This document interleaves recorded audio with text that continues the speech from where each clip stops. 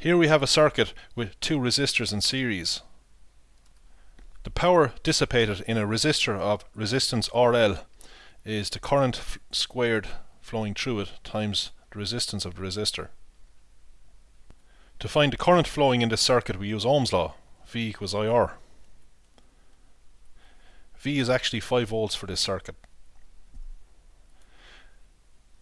The resistance of this circuit is got by summing the resistance of both of these resistors, since the two resistors are in series. I'll just call it R for now. So R is the resistance of this resistor. So we see that I is just V, which is 5, divided by R plus RL. So the power dissipated in this resistor is got by squaring the current. If we square this we get 25 over R plus RL squared, and we multiply that by RL. So we imagine that we can vary both of these resistors, but that this is fixed. So we see that P is a function of two variables, R and RL. Now we're given that R is 2000 ohms and RL is 1000 ohms. So we can calculate the value of P for these two values. So that's done down here. So we plug those in and we get 2.77 by 10 to the minus 3 watts. Now if we vary both R and RL, we will of course vary P, and we are given that both R and RL can vary by 5%.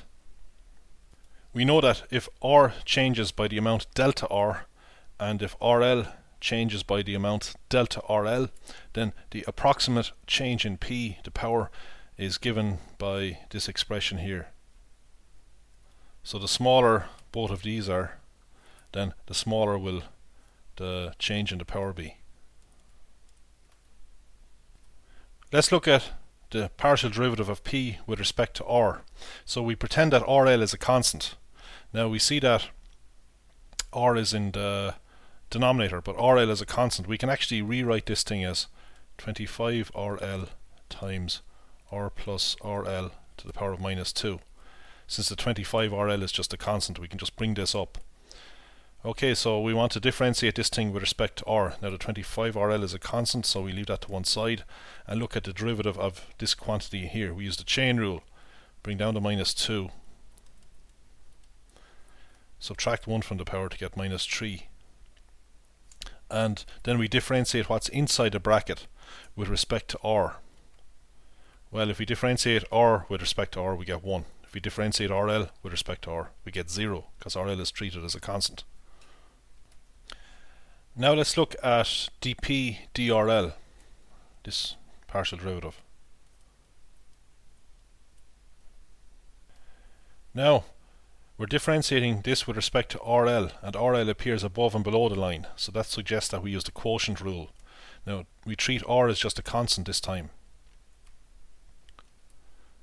So we take the function that's underneath, that's usually called V when we're using the quotient rule, and multiply it by the derivative of the function on top, that's called U normally for the quotient rule. So we differentiate what's on top with respect to RL, and that just gives us 25. Then we have a minus sign. We take the function on top, 25 RL, and multiply it by the derivative of the function underneath. So we use the chain rule on this. We differentiate this with respect to RL, we bring the 2 in front, multiply by what's inside the brackets to the power of 2 minus 1, which is 1, and then we multiply by the derivative of what's inside the bracket. If we differentiate R with respect to RL, we get 0. If we differentiate RL with respect to RL, we get 1. And we divide the whole lot by V squared. So we take R plus RL squared and square it. If we do that, we get R plus RL to the power of 4. Now we can bring up the term that's underneath, R plus RL to the power of 4. It becomes R plus RL to the power of minus 4, and we multiply it by R plus RL squared. We add the powers. 2 minus 4 gives us minus 2. Then we multiply this, after we've brought it up, by R plus RL to the power of 1. So the power will be 1 minus 4, which is minus 3. Now we want to calculate both of these derivatives at these two values. R equals 2000. I can write R first here if I like it. Well, it doesn't matter. And at 1000. So P is a function of two variables, R and RL. And I must do the same here, of course. So anyway, here's the calculation of it now. There's a misprint here. This should be delta P over delta R, and this should be the same. So we get this partial derivative at this point here. So that's this one here, the first one we calculated. I had it written like this, but obviously you can bring up the denominator and write it like this. So the first value here is R, the second value is RL. So we just plug those in here for dpdr and in here for dpdrl. Calculate those values.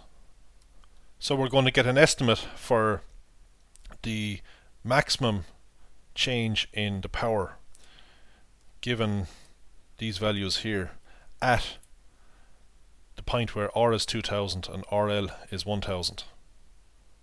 So let's look at delta R and delta RL for these two values. We want to get 5% of these two values. 5% of 2000 is 100. So that's the maximum value that delta R can have. Well, it could be either plus 100 or minus 100.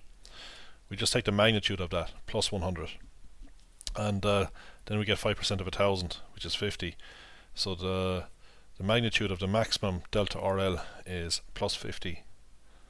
Now note that this derivative here is negative, but this one here is positive, because 25 over 9 is 50 over 18, which is greater than 50 over 27. Now we want the magnitude of delta P, so really we're getting the magnitude of all of this, so we should really see magnitudes here for the derivatives, because one of them is actually negative. Now we saw previously that the magnitude of the sum of two quantities is less than or equal to the sum of the magnitudes, or the magnitude of A plus B is less than or equal to the magnitude of A plus the magnitude of B. So we need to consider the maximum value that delta P can have, the magnitude of delta P can have.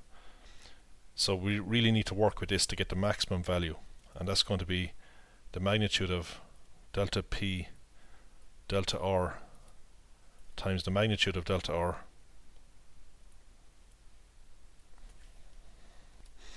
so the magnitude of a product is the product of the magnitudes, if you like. So this is what we need to work with if we want to maximize the magnitude of delta P. The maximum value it can have is given by this here. So to get the magnitude of this quantity, we just drop the minus sign. And delta R we saw before is 100. That was 5% of 2000. This thing is already positive, so we don't have to do anything to it. The maximum value that delta RL can have is 50. So working this out, we get the maximum value for the magnitude of delta P. So for these two values of the resistors, we calculated the value of P earlier. But now we see that the maximum variation in P is given by this quantity here. So we can compare the error in the power to the actual power for these two resistances. If we just take this number, divide it by this number, and if we multiply by 100, we get the percentage error, which is 8.4.